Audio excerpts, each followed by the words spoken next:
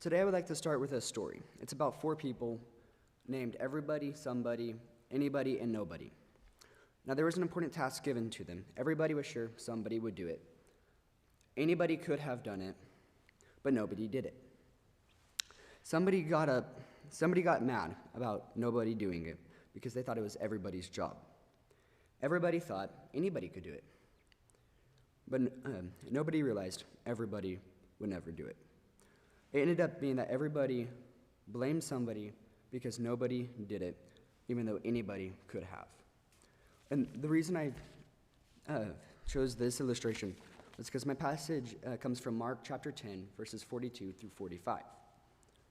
And leading up to this, James and John come up to Jesus and are asking him if they can be on his right and left in seats in heaven, and which are seats of power. And he says to them that it's not his to give, and they have to follow him closely in order to even have a chance. And then the others get annoyed at them, and he calls them all together. Starting in verse 42, it says, Jesus, calling them to himself, said, "You know that there are those who are recognized as rulers of the Gentiles, and that they lord it over them, and their great men exercise their authority over them. But it is not so among you. Whoever wishes to become great will serve you, and whoever wishes to be first shall be slave of all. For even the Son of Man did not come to serve, but to be served, and to give his life a ransom for many." It says that Gentiles have those recognized as rulers, and they lord it over others. They're bossy, very controlling. But there's a short little word that's often overlooked that's very important. But it is not so among us. We are not supposed to have people lording over us, controlling us. We're supposed to be servants. As it says, those who wish to be great and those who will serve, those who want to be first will be servants of all. We're called to be different. Whoever wishes, it says even Jesus, the Son of God, the perfect person who came to die for us, who never sinned, came not to be served, but to serve for us.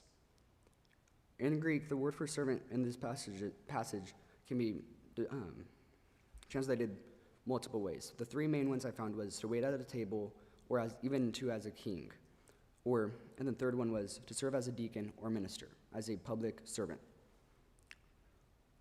A big thing in servanthood is submission, which, as we can see in 1 Peter chapter 2, if you'll turn there with me, 1 Peter chapter 2, starting in verse 13 through 21. It's talking about submitting yourselves to any human institution, no matter how unfair or if they're good. You're supposed to still do it, be willing to serve them. It's the will of, in verse 15 it says, "Such is the will of God, that by doing right you may silence the ignorance of fools. Act as free men, do not use your freedom as covering for evil, but use it as bondslaves of God. Honor all men, love the brotherhood, fear God, and honor the king. Servants, be submissive to your masters with all respect, not only to those who are good and gentle, but also those who are unreasonable. For this finds favor in the sacred conscience toward God. A man bears up all sorrows when suffering unjustly. For what credit is there when you sin and are harshly treated, that you endure it with patience?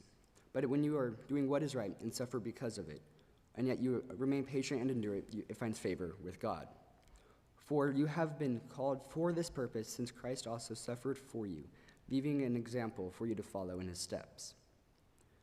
It's saying we have a reason to do this.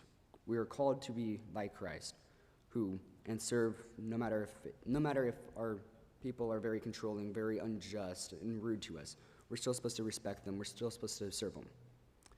And that's very hard.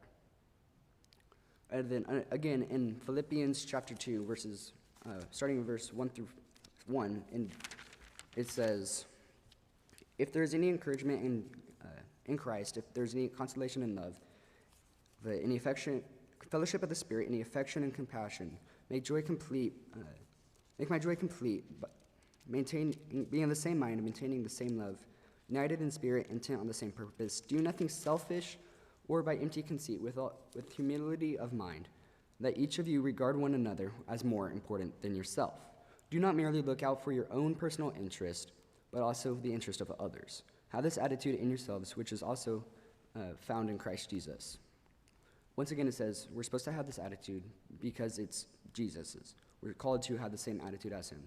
And it's not just for our personal gain, it's putting others before ourselves. So there's a certain attitude we're supposed to have as well. And once again, we have the same reason of we're called to have it because this was the attitude of Christ. But there's also benefits.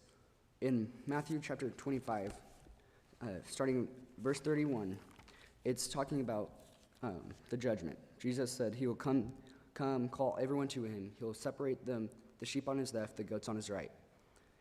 And then starting in verse 33, and it says, and he shall put the sheep on his right, the goats on his left. And the king will say to them, those on his right, come, for you are blessed of my Father, inherit the kingdom prepared for you from the foundation of the world. For when I was hungry, you gave me something to eat. When I was thirsty, you gave me something to drink. When I was a stranger, you invited me in. When I was sick, you visited me. And when I was in prison, you came to me.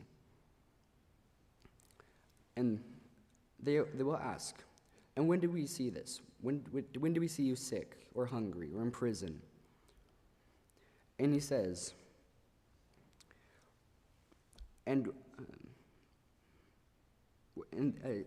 verse 40 says, and the king will answer and say to them, truly I say to you, to the extent you did it to one of these brothers of mine, even in the least of them, you did it to me.